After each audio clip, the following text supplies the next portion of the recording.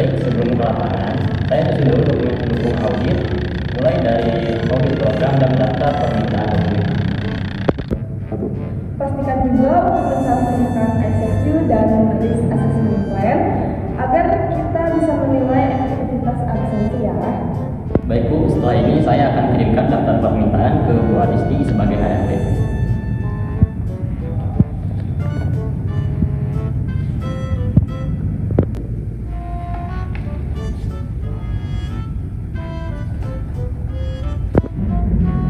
Ini Bu Siti dan Rian, SOP perusahaan kami. Jadi setiap karyawan itu untuk datang dan pulang wajib tes ID card dan nggak boleh dititip absen ya.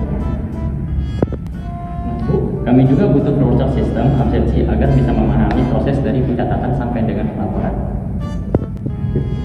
Ini dua contoh ya Bu Siti dan Pak Rian. Data absensi itu diurus setiap minggu dan direkam oleh saya sebagai HRD.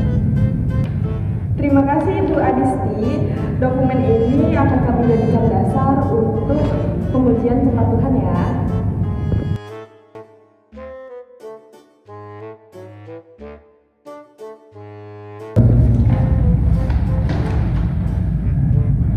Oke, sekarang kita isi ICQ untuk sistem absensi ya Bu.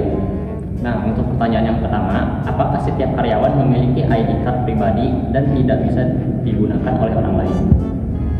Iya Pak Rian, tapi tidak ada pengecekan harian. Sistem ID card kita itu bersifat individual, namun tidak ada kontrol harian. Jadi potensi titip absen itu tetap ada. Untuk pertanyaan kedua, apakah ada pengawasan langsung atau verifikasi supervisor saat karyawan melakukan absen? Tidak selalu Pak, pengawasan hanya dilakukan melalui laporan, terutama shift malam tidak ada pengawasan secara langsung. Nah, untuk pertanyaan ketiga, apakah mesin ID card terhubung otomatis ke sistem HR agar tidak bisa dimanipulasi? Tidak Pak Rian, data absensi masih diunduh manual mingguan, berisiko perubahan atau manipulasi data.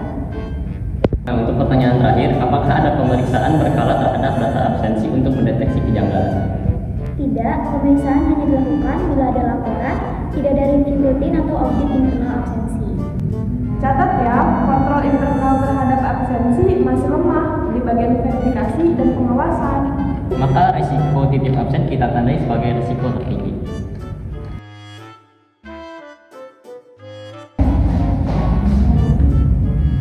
Nah Bu, ini ada data absensi 2 minggu terakhir.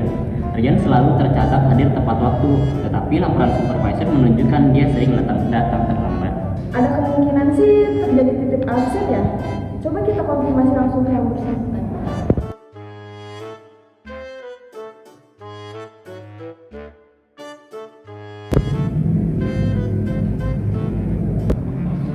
Pak Rian, kami menemukan bahwa Anda tercatat hadir, padahal belum datang sesuai jadwal. Coba bisa dijelaskan? Mungkin mesin error Bu, atau teman saya bantu absen waktu saya telat. Oke, jadi Anda mengakui adanya praktik titip absen? Iya Pak, ya Bu, saya menyesal.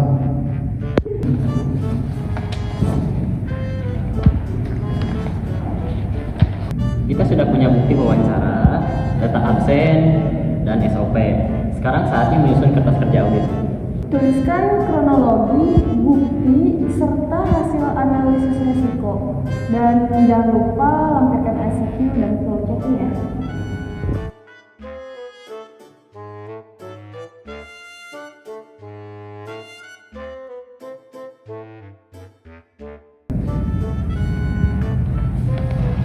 Oke, temuan 1, karyawan melakukan titip absen. Terus yang kedua ini ada di dalam kontrol internalnya terhadap absensi masih lemah. Nah, untuk rekomendasi, tambah pengawasan CCTV, lakukan verifikasi supervisor setiap hari, dan melakukan pelatihan etika kerja. Permisi Bu, ya silakan masuk. Ibu, ini ada dokumen terlampir hasil audit internal kita ya.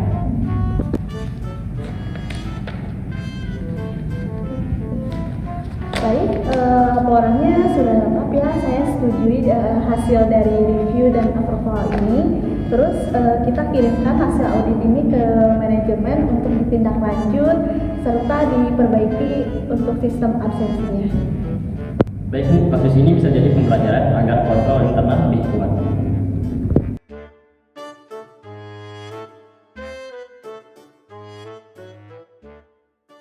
Ya, saya Rian berperan sebagai karyawan selaku fraudnya. Saya Siti Nur Hidayah sebagai Kepala Internal Audit.